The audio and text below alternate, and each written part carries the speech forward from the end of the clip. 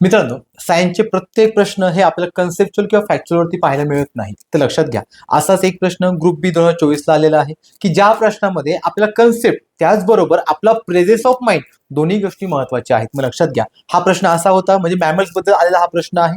पुढीलपैकी कोणते वैशिष्ट्य हे मॅमल्सचे असतात? आता मॅमल्स म्हणजे काय, तर सस्तन प्राणी. मग आता लक्षात घ्या मित्रांनो, जर आपण हा प्रश्न पाहिला तर या प्रश्नामध्ये आपल्याला आयोगाने जी प्रश्नाची अट दिलेली आहे किंवा जी प्रश्नाची डिमांड आहे ती सस्तन प्राण्याबद्दल आहे.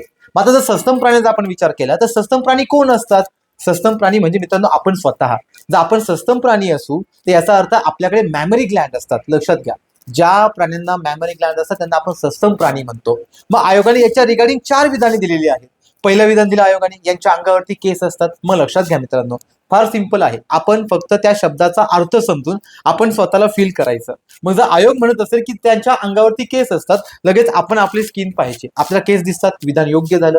देन आयोग पुढे म्हणतं की यांना 3 कप्प्याचे हृदय असतं. मात्र लक्षात घ्या मित्रांनो, आपल्याकडे हृदय आहे, किती कप्पे आहेत? 4. मग 3 कप्पे असतील का? नाही, म्हणजे विधान काय झालं? अयोग्य. मग लक्षात घ्या, तुम्हाला कळेल की आपण फक्त प्रेझेन्स ऑफ माइंड वापरून हा पूर्ण प्रश्न सोडवतोय. देन आयोगाने तिसरं विधान दिलं की मादींमध्ये स्तनग्रंथी असतात. आता लक्षात घ्या, स्तनग्रंथी म्हणजे मॅमरी ग्लँड, म्हणून त्यांना आपण मॅमल्स म्हणतो किंवा सस्तन प्राणी म्हणतो. मग आपल्याला माहित आहे, जर आपण मॅमल्सचा विचार केला तर मॅमल्समध्ये स्तनग्रंथी असतात, म्हणून हे पण विधान काय झालं? योग्य. तर आयोगाने पुढे विधान विचारलं की काही मादी किंवा काही जे सस्तन प्राणी आहेत ते अंडी घालतात. मात्र लक्षात घ्या, जर आपण सस्तन प्राण्यांचा विचार केला तर सर्व सस्तन प्राणी अंडी घालत नाही, परंतु काही प्राणी सस्तन अंडी घालतात. याचा अर्थ हे पण विधान काय झालं? तर योग्य झालं. मग मित्रांनो, यामध्ये या प्रश्नामध्ये जो आपलं हृदयाचं विधान आहे, ते जे हृदयाचे 3 कप्प्यांचं विधान आहे ते झालं चुकीचं. बाकी सगळे विधाने काय झाली? बरोबर. मला लक्षात घ्या, प्रश्न सोडवण्यासाठी आपण काय केलं? फक्त त्या प्रश्नाचा अर्थ समजून घेतला आणि बाकीचे सर्व पर्याय आपण आपल्यासोबत कम्पेअर केले.